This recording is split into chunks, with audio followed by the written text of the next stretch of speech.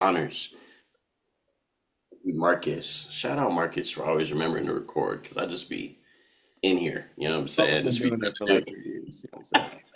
But nah, man, everybody, welcome to the TGF Book Club. I appreciate those of you guys that show up here each and every single Saturday.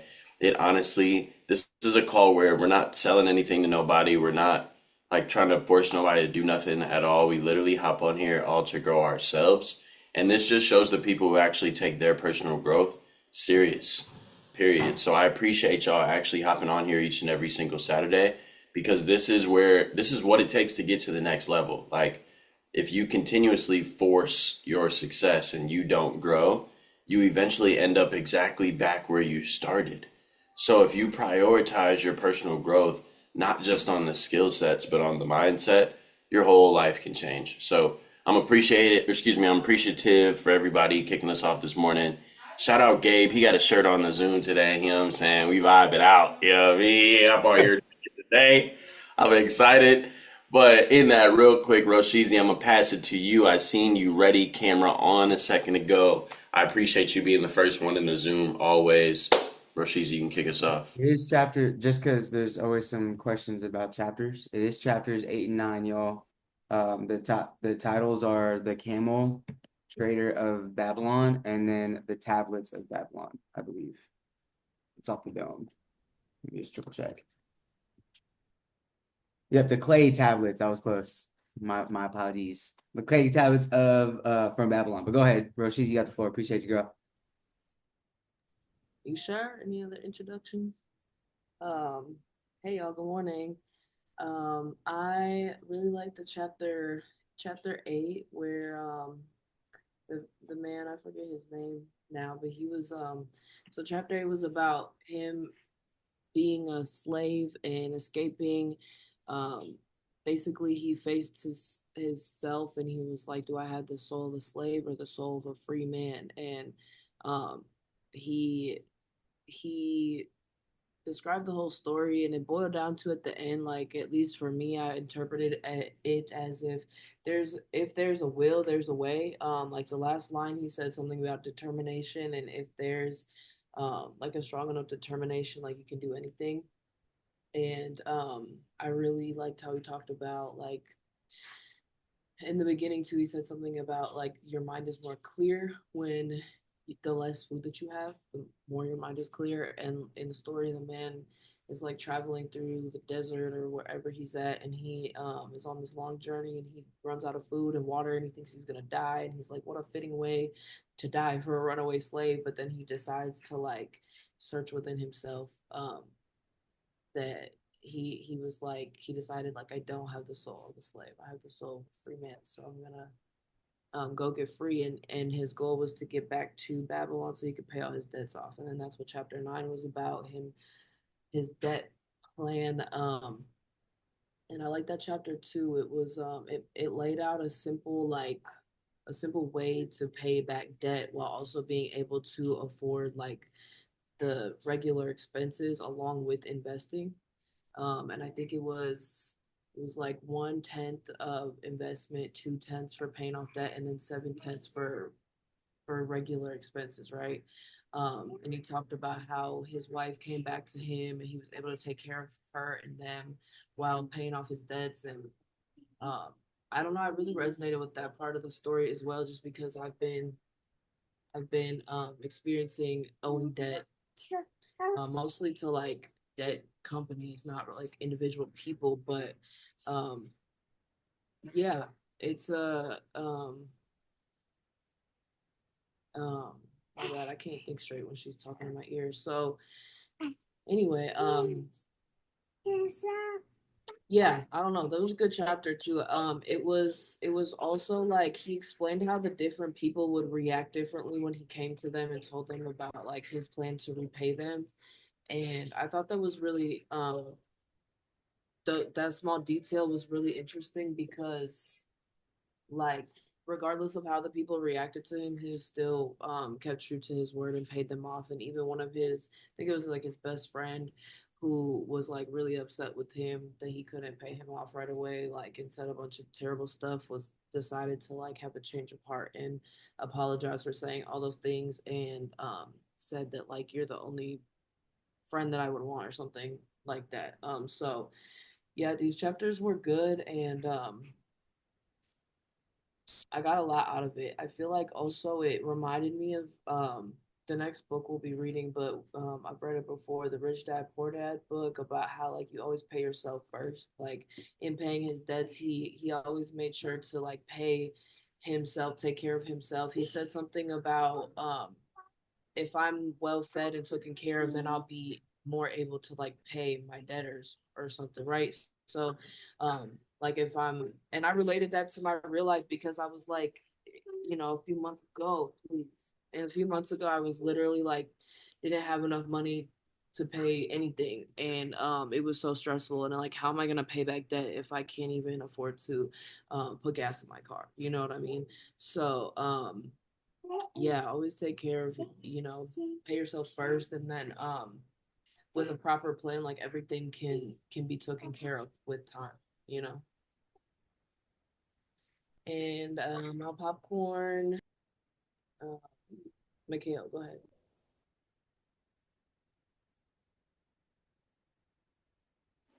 Hey, it's different for me to go second, and I appreciate the vibes, truly. Ultimately, I usually like to like hear everybody, so this is real different for me, and I appreciate the vibes. But ultimately, these two chapters really just broke down, and I appreciate everything, Roshizi, as well. These two chapters for me just really broke down, like one, it just broke down how to actually stay disciplined. This book keeps on running back low key like the same lessons of literally like, yo, pay yourself first and create an actual detailed financial plan. And for me, I definitely have never done that. For real, for real. I've always written down exactly what debts I needed, and I've always like had a inkling in the back of my head to go through of like what percentages and everything else. But truth be told, like if I'll keep it honest, I've never actually sat down, tracked my entire budget, and written out my entire financial plan. It's definitely something that I've been wanting to do, but just never had enough motivation to do. And so it's definitely something that Loki, I feel like while me and Tia got time, especially depending on how, see you later, Kels, especially depending on how fast book club goes today, before these kids get back, I might actually have some time to sit down and do that today, you know? So that's actually one thing we've been getting very, like, a lot more intentional about our finances.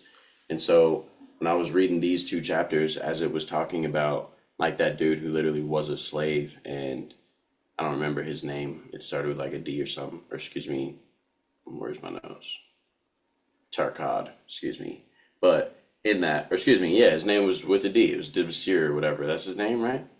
Dibasir, he literally was doing okay and not paying off anything and becoming very irresponsible and living life very irresponsibly. He leaves, goes, gets sold into slavery, and from there, as he's in slavery, he meets some people just speak into his life, and he's realizing like, yo, I definitely could have just been more accountable, had more integrity, and done better about my life, and I wouldn't be here right now. And I related to that. Ultimately, in my journey of entrepreneurship, y'all know I had a great 2020. I talk about it all the time. Financially, it was absolutely amazing. 2021, I still lived on the bank of those savings, but at the same time, it was just dwindling. And starting in 2021, I had to get out here and like really get to hustling again. And shout out Marcus for keeping my mind sane, and shout out this book club for teaching me a lot of the lessons that I had to learn over the last couple years. Because in that, it literally was like a whole season where I felt like I was in slavery, truly. And I'm just now starting to get out of that season. And what it took in the process, especially to climb out the hole, was literally just having integrity as well as discipline, period. Like, dang, I actually got to pay these debts back, and I actually got to get disciplined about it, and I actually got to go make enough to actually pay my bills too. That part, it took a lot. It took a real live look in the mirror, just like my man had when he was in slavery. I don't know if he was looking in too many mirrors, but he was definitely doing a lot of just self reflection and self accountability. And for me, I think that's one of the biggest things that this book has kind of pushed us to do. It literally has you take some self accountability, have some self reflection, and figure out where you actually want to go. Because from there, you can get disciplined and have integrity about it and actually go build it and go create a life. And like he did, he not only won, built it back as getting back from slavery, but paid off all his debts, but also handsomely increased his finances throughout his life. And so, and then for him to even leave those records that somebody else went and found years and years and years and years later is honestly amazing because it just shows that what you do today really echoes in eternity, and the things and the disciplines that you keep literally might actually impact and affect somebody else's life if you're able to actually get disciplined about these things. It's kind of wild when you think about it, but think about you in 40 years with that great grandkid or that grandkid, and you're trying to teach them about finances because their parents might not have. And you're able to break out all of your records on how you took yourself in your 20s or in your 30s, how to go from in debt, struggling to actually financially wealthy. But if you don't know, and if you haven't written these things down and actually kept a record, you can never actually make that impact. And that part's big. It's one of the reasons why we've created things like the 90-day course and everything else that Marcus and I have done is literally to leave that impact. So these two chapters hit me on a different level because not only was it one, just talking about how to be disciplined and get out of situations that I've found myself in many a times over the years, but it also literally just showed me the power of your choices and how they can impact future generations literally thousands of years later. So shout out to these two chapters. I'll go ahead and pass it on, leave some of the meat for the squad. Gabriel, I'll pass it to you. Yo, let's go. Y'all hear me? Y'all hear me? Wait, hold on real quick. Hold on, y'all. My mom, or excuse me, my wife actually has something to say in regards to this book and Yeah, what I we. want to hear that. Let's go. Let's go. Tears Well, good. I wasn't planning It on was a story sharing. that she had with another friend whose birthday it is today, but she's about to share. Go ahead. She was just telling me this morning that her grandpa's birthday is today and he's turning 90 and it's her birthday today too. But they're having this like massive party at their house, like over 150 people, like they have a mariachi band, like they got margarita station, like it's going down. And she was like, my mom was saying that like her dad, like we wouldn't even be able to afford something like this if it wasn't for my grandpa because he was broke, he was poor growing up, and he set the foundation for our entire family. And if it wasn't for him, we wouldn't be where we are. So we owe him to like celebrate. It should be about him. Like he told us he only had two birthdays in his whole life, childhood celebrated, and like his adult life. So now he gets to have this like big party, and they're just so grateful for like the foundation he started when he was younger. So yeah, it passed on. Y'all, Amen. the company, just to give y'all some background, especially those who ain't from here in Austin, the company literally distributes majority of the produce to restaurants and marketplaces here in the Austin, Texas area, and they've been around for some time. Like they've been recognized like by the government as well of the city. So what Tia said is absolutely true. Like their actual impact, like that began with him setting the foundation, is something that still like to this day is impacting businesses and people's lives all over. It's actually really dope. So happy birthday. Happy Like birthday, Grandpa. imagine being 90 years old and like actually seeing everything that you wanted to Yeah, do. that's actually lit. Well, that's facts. Yeah. And then also, so real quick, while we're just talking about Grandpa, I got the honor of having an amazing in-depth conversation with him about 2 years ago when I was in Texas. And as I was sitting on the couch talking to that man, I think we honestly sat there and talked for like 40 minutes. I'm one of the people who, as y'all know me, man, I like to have conversations. So I caught my man's on the couch and really started asking him about his life because everything y'all are hearing right now, I was hearing for the first time then. So I was intrigued, like, what did you do? And he was also intrigued by me and my wife popping over, and we're like the entrepreneurs from out of town. And he's been an entrepreneur as well. So I asked him about his story. And he literally talked about how in the beginning of his life, he literally grew up poor. From there, he went into the military, joined the army. As he got out the army and he had a little bit of a foundation set, all of his other buddies went to work. He didn't want to go to work. He wanted to create something that worked. And so what he did is he took the skills and the knowledge that he knew and he monetized it. He literally just took his resources and relationships and monetized. That's actually how he was able to create their entire business model of literally taking off the produce that he had access to and shipping it over to buddies that were business people. And then from there, it grew, the network grew, the business grew. And as he continuously expanded, he just kept it within the family. So, in that, literally, y'all, integrity, discipline, and relationships. Honestly, it's one of the biggest things. So, in that, shout out to Gramps and shout out to literally just being a person who changes the direction of your family lineage and your family tree, changes the direction of what your generational wealth in your family looks like. So, shout out y'all for literally taking the steps. But go ahead, Gabe, to you, bro. Y'all hear me? So, to be transparent, I am on chapter 4. I'm behind. But listening to y'all's thoughts on chapter 8 and 9, I was recognizing how in those first chapter, the first and the fourth chapter, I was recognizing like you have to be real valuable to even know those things that's going on, to even know you in debt and know that you have to have that integrity to climb your way out of it and not sit there and just be deep in those sorrow moments of being in debt every day or being in debt your whole life. And without that desire to get out, because that's what the first chapter and I think that's chapter 4, Meet the Goddess, just talking about. Like you have to have the desire to get out of those moments of desperation, of those debt moments. So, and I was looking at how even with the savings part, I think it's called the 7 curses for the lean purse. Um, you put up 9 tips, you have to pay yourself in those moments as well. And I just like how overall, like you just have to become overall valuable. Like you have to be valuable in everything that you do. And to even know that, you got to know what's going on around those dead areas in that sense as well. And like I said, I am behind, but I like how the whole course of those first chapters, the first 1 to 4, you have to be extremely valuable to know what the heck is going on with your life and know how if if you didn't know those things, if you didn't know how to even start saving money in the first place, and when he did get in debt in the end, like 8 and 9, he would never know how to get out of that anyway, without him even knowing about the first laws of money or gold in general. So that's what I got out of that. What y'all said and what I'm reading right now, I'm just connecting the dots back together and seeing what's going on. Like it's amazing. So that's what I got from that. And really saving your money, saving yourself, not saving yourself, but paying yourself first is very important. And I did write some stuff down.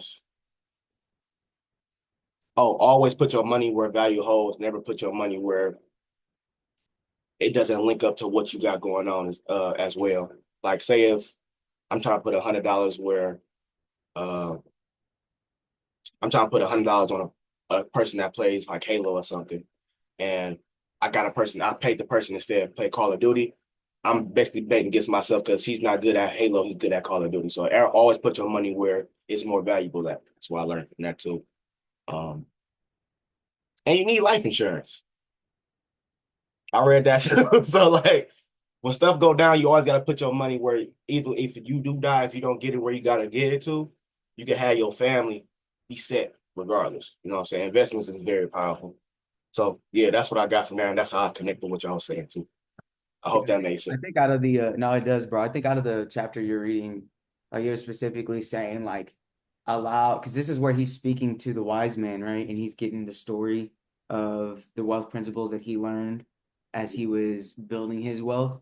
And he was like, yo, go put that bread into something that will work for you, Yeah, right? And yeah, like literally allow that investment to have that money bear more fruit than mm, just placing it in somewhere where you can save. I think it's really cool too, because if you've never yeah, hit a Mateo for the life insurance plan.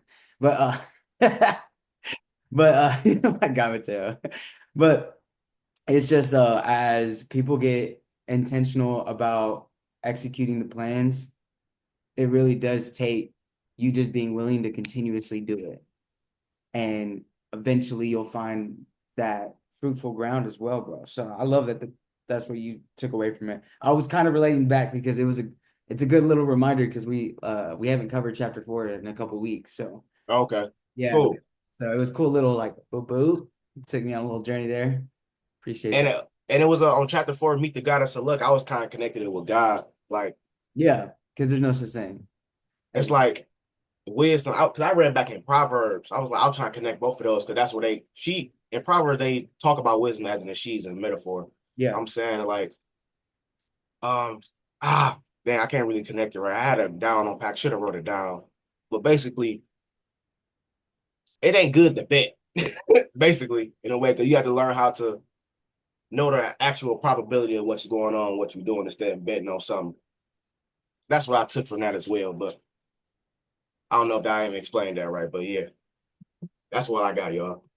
No, I appreciate the intake, bro. You can popcorn whoever. I was just wanted to add into that because that was one of my favorite parts, where it's like, bro, plant a tree so that the shade can benefit you. Man, You know what I'm saying? I thank you for that too, bro. Yeah. Let me see who on here. I got too much on the full screen. Sam, go ahead, bro. Yeah, what's good, family? What's going on? My phone is at 3%, so I'm gonna keep it short and sweet so I don't die on it and live eternal. We forever be. What's up, bro? So, chapter 8 about the camel trader of Babylon. Yeah, right. About Dabasir, the slave who just got overwhelmed. Just started owing people a lot of money. Just he was a slave because of his debts. And the thing that made him different was he made a vow. He didn't just want to get out. He made a decision to repay every coin he owed.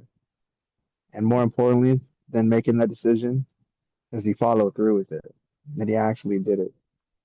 So that really resonated with me because I mean you don't just make it back by wanting to get back, you don't just get out of the debts that you're in just by wishing, you know. You make it by deciding. And you don't just make it by deciding, you make it by following through. But throughout the book, he gives out the repayment plan based on the discipline. Like we've broken down, the 1/10, breaking it down into tenths, paying yourself. Even ties back to the last book we read, Rich Dad, Poor Dad. So you pay yourself first. We leave the debt collectors calling because they're gonna keep calling. So we just leave them calling until because if we use our money to pay back people that are asking for money, then we're going to have to borrow from more people that are just going to be asking for money. And that's the cycle that we found a lot of our family in. But we're the ones here that are showing up. It was eight, but I believe six are still on. Those six of us that are showing up and breaking the cycle by pouring into our mind. Like it's not complicated. It's not hard, but it's not easy. It's simple. We have everything that. Oh, you got the waiting room? Yeah, I see that. And it's tied into chapter 9. I mean, it's really just internal wisdom. Like this has been around for ages. I mean, the law of money is as sacred as the law of gravity. It brings out, and just to understand that these principles have been around longer than us. They will be around way after us. And so just understand that our life is like a speck. It's like a blink of an eye on the overall God scheme of things on the timeline, right? And so the laws, we're just here. We don't create anything. We just live by the laws of the universe, of the principles of God, and everything that we're pouring into. And we just fall in line and stay disciplined. So that's really what I got from these two chapters, man. Is just, I mean, if you are meant to command it, you are meant to command it with clarity, consistency, and courage. That's what I wrote down. Like if you want it, you have to go get it, and you have to follow through. Set that plan, set the repayment plan to get out of your debts, and live the abundant life that you and your family deserve. So let's see if my phone is at. I'm at 1%, y'all. So I appreciate y'all, and I believe Mateo is. Oh, money just showed up, but I'm gonna go get to Mateo. So appreciate y'all, family. I'm gonna go get my charger from the car. Appreciate you, Sam. Yes, sir. How are you doing this morning, guys? Honestly, these two chapters kind of spoke to me, especially because I have some debt that I need to pay off as soon as I get profiting from this trading. You know what I'm saying? I went to school for 5 years, didn't graduate, and then worked life insurance for a good 2 years.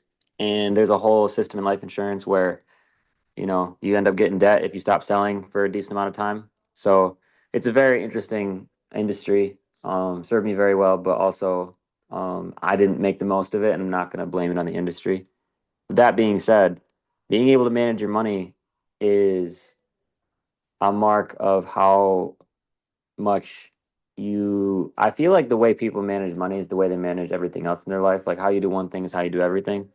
So I've heard before that a lot of people are broke because they spend their time like they should spend their money, and they spend their money like they should spend their time. So with that being said, when you're managing your time, right, a lot of people don't manage their time like, oh, I have 16 hours I'm awake.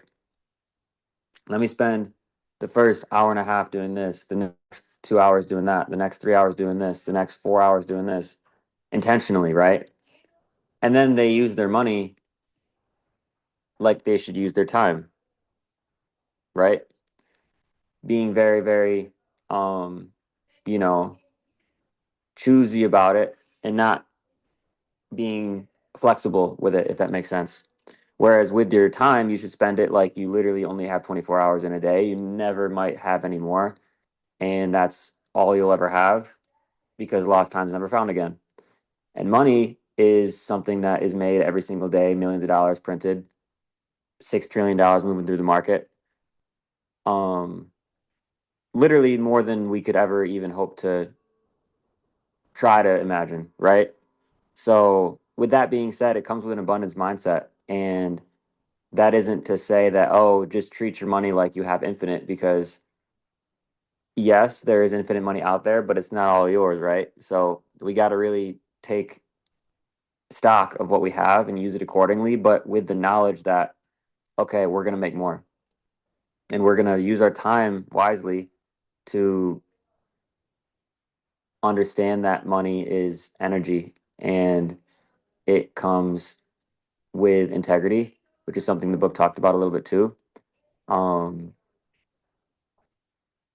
and there's a lot of people that I've seen who trade their integrity for money, and it's a different type of money because it isn't serving you, you're serving the money, and it's a different relationship. Like if you consider your relationship with money how you have a relationship with people, with important people in your life, right? You don't want to use people like that because at the end of the day, being a leader comes down to being a servant, right? Being a servant leader. We learned that from Jesus. So Jesus said, give to Caesar what Caesar's, give to God what's God's. God gives you your time. That's what God gives you, right? God doesn't, you don't have time. You're given time, right? We're given time. So give your time to God because that's what God has that He gives you. And obviously, money is also God's, but it's also got the president on it. So that's like Caesar's. That's what he's talking about, obviously. Um, that being said, we really have to be conscious about how we're spending our money in relation to our debts because when you have debt, somebody has ownership of you. Literally, they have ownership of that you owe them, right? Owe is half the word, more than half the word of own. So I don't know about you, but I want to be free. So we really have to take that into consideration and really make it a priority to not stack up debts and then leave it. I did that for a long time. And now I'm in a situation where I have the opportunity to get out of that and really be free for the first time in my life. And sometimes I really forget when I say it out loud, like this is great for me because I'm saying this out loud and it just puts it in perspective with me because I don't say these things all the time to myself, you know what I mean? But I should. That's part of manifesting is affirmations, right? And just reminding ourselves the situation we're in and being grateful for it, no matter if it's good or bad. And with that, 20% to your debts, I feel like is very that's not too much, but it's not definitely not too little either. That's really something you have to work to be disciplined to keep yourself accountable to. Um, And that's something I'm definitely going to implement once I start profiting and I start taking withdrawals. Is putting 20% into paying off my debts from school, paying off my debts from life insurance. Um, you know, I'm trying to think of what else I can say just from my notes. I mean, yeah, the only other thing I wrote down is that these principles are older than we are by far. This isn't anything new. Like, don't think this is some new thing that people thought about that now we're just no, this is like wisdom going back centuries. Literally. This is King Solomon, bro. Think about it. King Solomon built a whole temple out of solid gold. That's a lot of money. And that didn't even hurt him. That wasn't like all of his wealth by any means. And if you read the book of Proverbs, it talks about how to be a rich man and a rich woman. So keep in mind the foundational truth that we're actually applying and don't take it for granted because these things are true regardless or not if we believe them. I like to say whenever anybody tries to like come at you and they're like, yeah, but just because it's true doesn't mean it applies to me. Well, a blind person can walk into the road just because they don't see a car, they're still going to get hit. Promise you that. So literally just keep in mind the principles that we're learning because they've been running our life our entire life regardless if we're not if we're conscious of them. But now that we're conscious, we can actually use these principles to our advantage, right?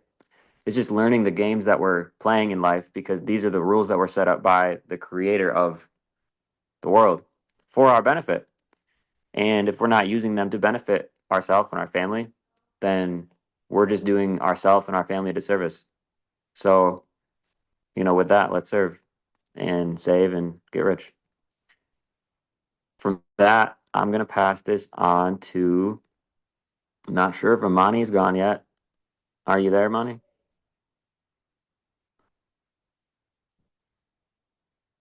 Yeah, I'm here, y'all, but I'm sick as hell. Oh, I'm So sorry. Oh my I'm gosh. just listening in today. I hear you. We'll get better soon. Shoot. You better Thank you. soon. Thank y'all. Yeah, Yeah, that I'll girl take got stuff. It's all good. swear. Shut up. Come on, don't make me But laugh like that. Jesus. Yeah, Roshizi, you spoke first, right? she did. She did. Yeah. So who's left? Marcos? Yes, sir. Okay, word. Let's go to you, bro. Yeah, well, real quick, Marcus, before you say something, I want to just add something in real fast, real fast, real fast. Okay, go for it. Go for it. It's about debt. Wow. I'm sorry. Just kidding, bro. No, but it's about debt. Like with one of the books that we're about to read coming back around this year, Rich Dad Poor Dad, and with this book, they talk about two things, or they talk about one thing in two very different ways. Robert Kiyosaki preaches debt is the best thing on earth. This book is literally Oh, one. wow. Yeah, damn. You're not even wrong. That's a whole nother. Yeah, so I just wanted to like provide this foundation before we even get in there. He's gonna also like walk through it, but in that, when it comes to debt, there's two types of debt, y'all. There's good debt, there's bad debt. And the difference between those two debts really is one is intentional and one is, well, honestly, that's not even the difference because they're both intentional when you get into debt. But one you literally buy and one you take on. There's a difference. And when it comes to buying good debt, that literally means you take an asset and you go purchase some debt that will help scale the asset and help pay for the debt. That's what it means to buy it. That means regardless, the debt is paid for and it's literally helping you make more money and profit off of the debt. Period. Bad debt is that shit you got to pay back.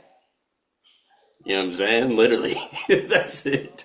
Stuff that comes with non-intention and it's not buying income. When you use debt to buy income and use debt to create more assets, to create more debt to you create more assets, you can actually build your wealth. And that's what Robert Kiyosaki is going to talk about. But first, it takes being out of this space. So I wanted to preface that real quick. And my man Marcus, to you, brother. Bro, you took what I was gonna say, bro. I don't want to talk no more. Get out of here. I'm just kidding, fam. No, I appreciate the value. I am gonna touch on Robert Kiyosaki though, because I also was reminded of his teachings while I was reading. But first and foremost, before I get into my take, Mateo, 1K is getting done this week, bro. You need to be on a value session. That was fire. This man was dropping bars. I was like, yo, that's crazy, man. Because honestly, like at the end of the day, whenever you do a certain amount of preparation towards anything, there comes a point in time where you either accept that you're ready or you let that moment go. And like that's the same with financial stewardship. Like you're either ready to start making investments and manage your debt more maturely, or you let that go.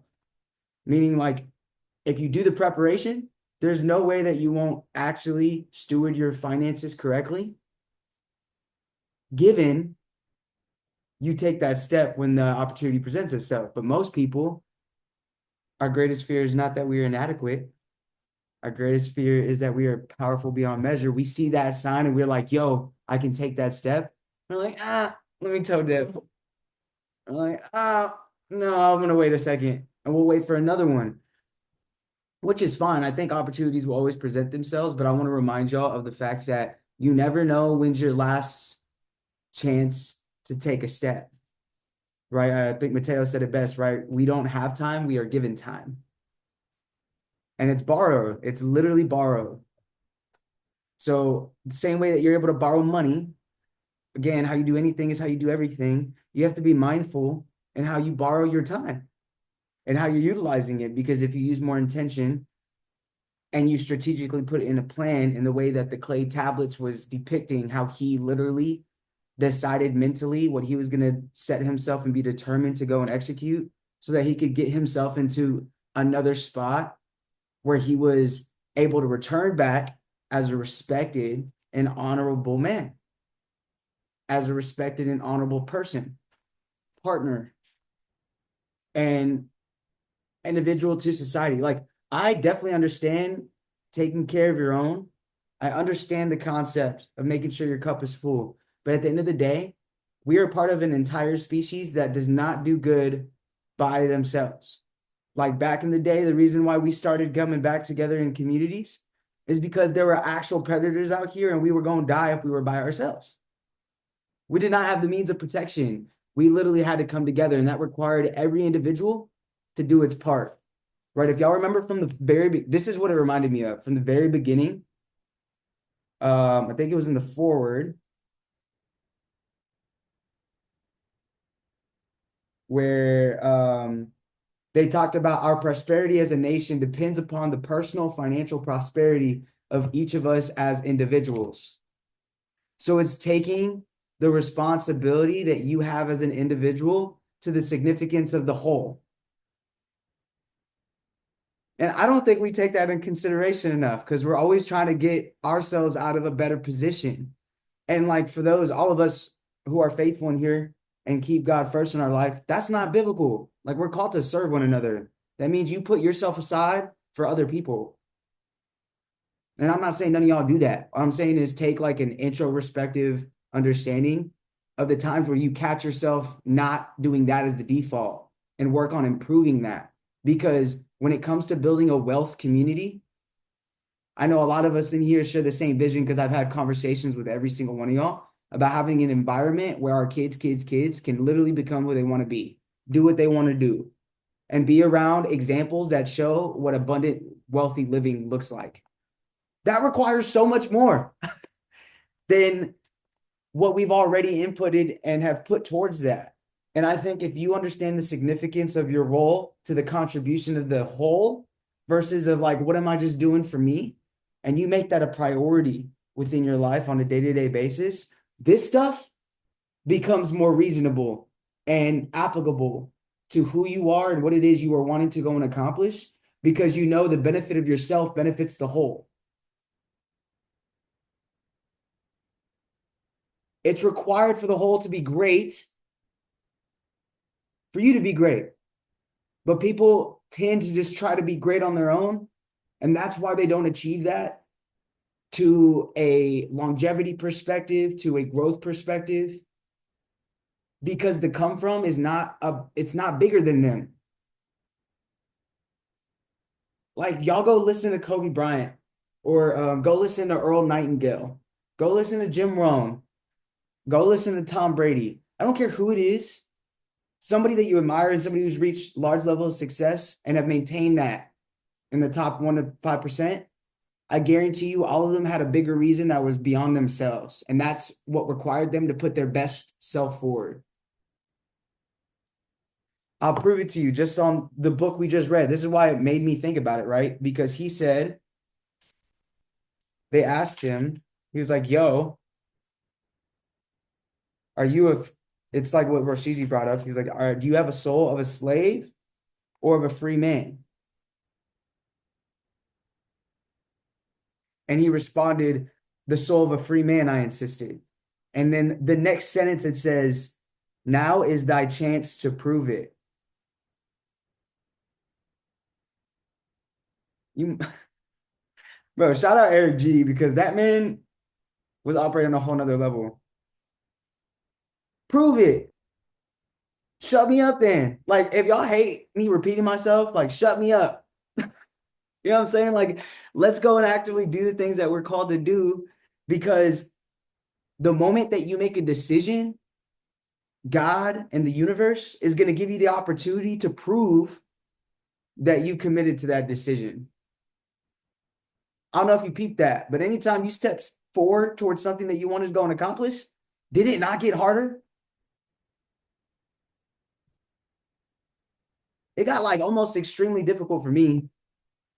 And I was like, yo, I really said I wanted this. Do I really want this? Because I have to prove that I have a soul of a free man, right? Because he said the difference thoroughly was that if a man has in himself the soul of a slave, will he not become one no matter what his birth, even as water seek its level?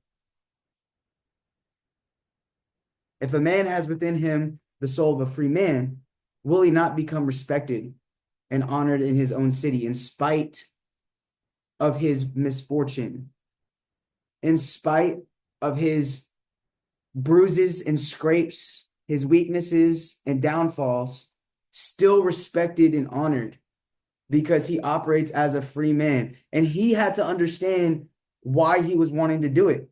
What was the main reason? You know what I'm saying? Everybody that was reading, the main reason why he wanted to be a free man and respected was so that he can get back to his wife, so he could provide for his family, and then he could actively contribute to Babylon, which was one of the greatest communities and societies in terms of wealth in history. I don't know about y'all, but we're literally on the same type of time. We really want to go create that.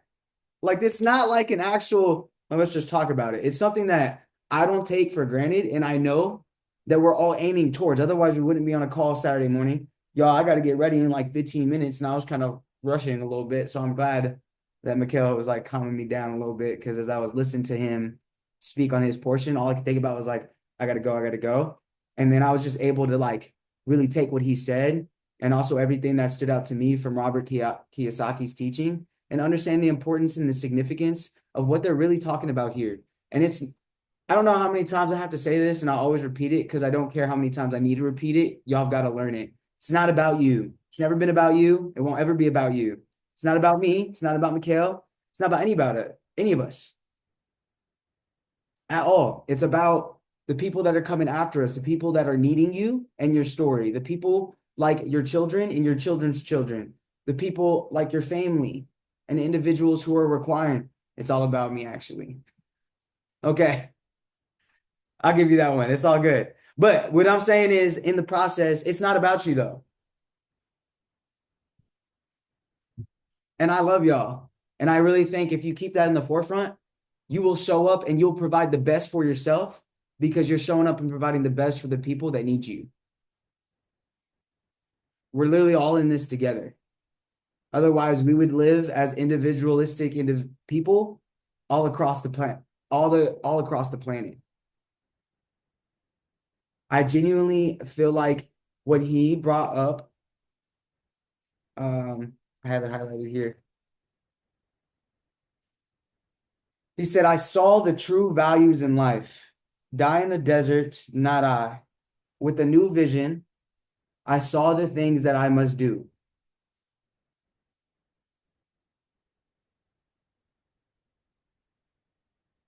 I think we all know the things that we must do, And like I'm a pretty high performing individual, I would like to say, in terms of like doing those things. But even I struggle at doing them. So I know that we can all benefit if we add more intention on doing the things that we know need to be done, because you've got to do it to get to the actual vision that you see in your mind. He said, with a new vision, I saw the things I must do. He put himself at the end. He looked backwards and he was like, damn, I got to do steps A through Z to get this alphabet done. Let me start with A and get to B, B to get to C. You can't jump over D. You got to go through D to go and get to E.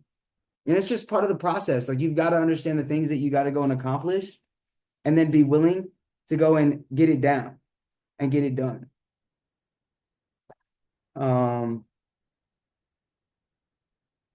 This was really cool too, because I could feel through the words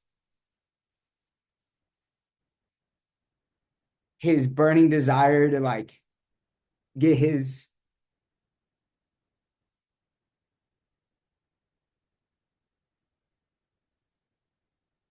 my fault, y'all. I get a little emotional. I'm gonna be very transparent. Today, this morning has been character building with my family, something serious. And man, I could resonate a lot with what he had said in terms of moisture came to the eyes of the youth. He rose eagerly to his knees. Thou hast shown me a vision. Already I feel the soul of a free man surge within me. He goes, but how fared you upon your return? Question and interested listener, but like how, right, is essentially what he's asking. He said, where the determination is, the way can be found. I now have the determination, so I set out to find a way. And then gradually he was able to figure it out. Like having that burning desire, I think I related a lot to this chapter this morning as I was just recapping my reading from the week. And I wanted to touch on Robert Kiyosaki's relationship with debt as well in that regard, because I've accumulated both good and bad debt that's been able to help push our business forward, debt that's put me personally behind in some aspects. But I also seen how some of the situations and problems that my family is currently facing, if I had done different things or if I had utilized my money in a different situation sooner then, I believe we wouldn't be as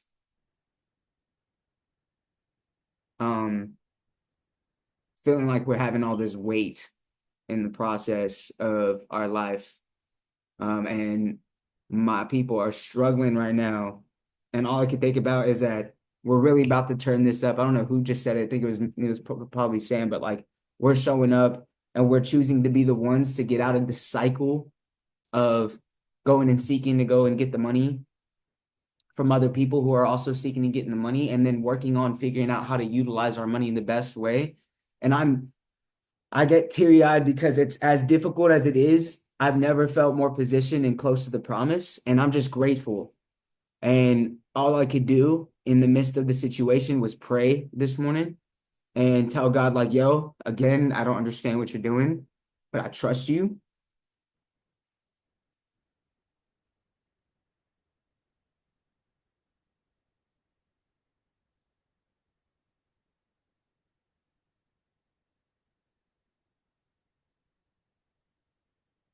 And I'm going to continue showing up because I'm determined to figure it out for my people. And despite where it doesn't look like there might be a solution, you know what I'm saying? You got a gun to your head. There's about 600 ways to get out of it. You just got to focus on the fact that there's not a gun to your head. Where's the solution? Y'all, excuse my language, but shit's crazy. It is real in the field. And I definitely feel the pressure elevating over the last 30 days. And it's because a breakthrough is literally around the horizon. We've got a lot of things juking. Y'all, these are like, I've never experienced this before, but it's like a combined grief tears as well as like excitement and joyful tears as well. Because in order to have a breakthrough, you're always hitting a lid. Until you hit a new level, there's always like this lid on what you can go and accomplish, right? And sometimes when you hit it pretty hard, you're like, damn, I was able to go through and get it done. But you got to continuously hit it and it hurts. But usually the breakthrough happens once you put that last bit of everything that you've got and you propel yourself through. It's literally a breakthrough. And I feel the pressure and I'm grateful, y'all. I genuinely am because I know that's where diamonds are formed. I know that iron is literally forged in fire. I understand that grapes turn into wine once they are crushed. I get the fact that this is what I signed up for. And all you need is a burning desire. Like literally, that's all he says. Like, I'm determined to go and figure it out and I'll find a way. Y'all probably seen it on the gram, but it says like, I love the trait about myself of fuck it, I'll figure it out. Like, it's all good. Excuse my language, y'all. I'm just being very like raw and uncut with y'all because this stuff is real and unfilled. He said, well, in the first tablet, I am determined to follow an exact plan that will lead any honorable person or man out of debt into means and self-respect. Like, what would happen if y'all wrote that down on a notebook paper or you put it on your mirror and you read that to yourself every day? I'm determined to follow an exact plan that will lead any honorable person out of debt into means and self-respect. He said literal means. That doesn't mean you've got to have billions of multi-millions of dollars, but that you have enough and then some to literally enjoy your life and take care of your responsibilities and give back to your people. You don't need absolutely everything. But as Jim Rohn said, you should know exactly everything that you want. And you should go and obtain as much of it as possible. And even if you don't get everything, you got a lot more than you did if you never did it. Period, point blank. And I feel like this is the last thing I'll say. He said, therefore, the man who wisheth to achieve must have coin that he may keep to jingle in his purse, that he have in his heart love for his family, and he says, and loyalty to his king. I don't know who y'all king is. I know who mine is.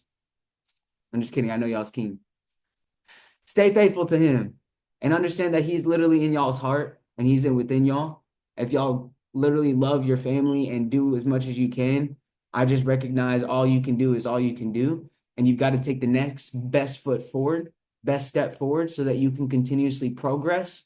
And if it requires you to leave some people behind so that you can come back and help even better as an individual who has grown in mindset and spirituality and emotion and finances, then you're only going to be able to go back and help even more because you need that coin to go and give impact. You need money to go and help. It's not just a thing that we're all aiming to, like, I can't stand how people act like it's not a big issue when everybody and their mama, we got issues based on finances. It don't matter if you got millions of dollars in the bank, there's something regarding finances. It's a necessity up there. It's not the most important thing in the world, but it's up there with oxygen. It's how things work. It's how things work. And if you take it with that level of sincerity and you know, hey, let me get my together so that I can contribute my part to the collective, to the whole. Bro, I'm not even just talking about what we're going to be able to do within our own community of Infinity and TGF. I'm talking about the indirect and direct impact we're going to be able to make on those who are being influenced and looking around what it is that we build and how we operate. But it really has to take a selfless perspective that the wealthiest people recognize and understand. And that's why they move in a beneficial way in regards to helping their individual finances, their individual situations improve so they can go do more and they can go be more and contribute more and give more and teach more and provide more and experience more and live more.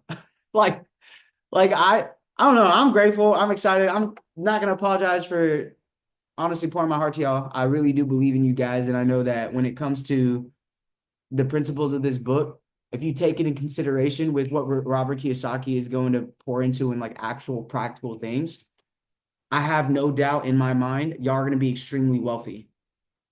And I'm not talking about just in the financial pockets is a byproduct of who you are and what you do. Shout out Mateo. How you do anything is how you do everything. How you do anything is how you do everything. So yes, this is about finances, but in order to steward over the finances, you've got to steward over you. Y'all continuously, I'm proud of you guys for showing up every week and literally pouring into your mindset. And even when you don't read or you cannot participate in the discussion, just allowing your mind to hear the information so that you are planting the correct seeds so that one day that tree that grows can provide shade for you. The only thing I'm going to ask for y'all, because it was touched in chapter 4, is that if there is no guarantee that the seeds that you planted for the trees that you are growing, for the shade that it will provide, will be seen in your lifetime, would you still plant the seed? Like, would you do the things that you know will provide shade through a tree that you might not even be around to see grow to a full fruition? And if say it again, brother Marcus.